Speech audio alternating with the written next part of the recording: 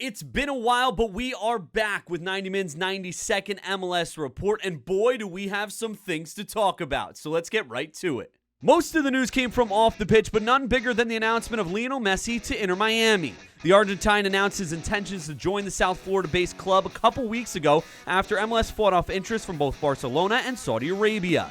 The deal reportedly includes shares in both Apple's and Adidas' deals with the league, as well as a stake in ownership of the club when Messi decides to retire. As of now, his expected debut is scheduled for July 21st against Cruz Azul.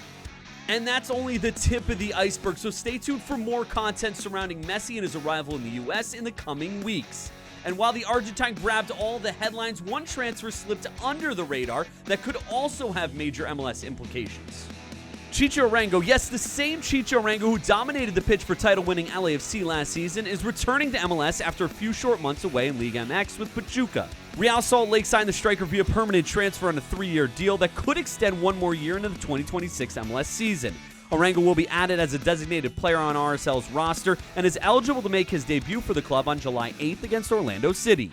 And finally, Matchday 20 featured a ton of great stories, but it was the youngsters who stood out.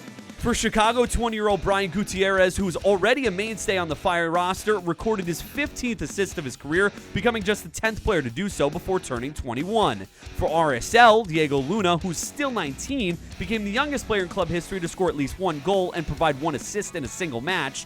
And in Cincy, 15-year-old Steven Jimenez became the 5th youngest debutant in MLS history after coming off the bench in the team's win over Toronto. And that's a wrap. Now listen, we couldn't cover everything that's happened in the past few weeks since I've been gone, so as always, leave your top storylines from the past few weeks that we left out in the comments below, and check out our podcast, The Real Football Show, and all our social channels for more on the past week in MLS.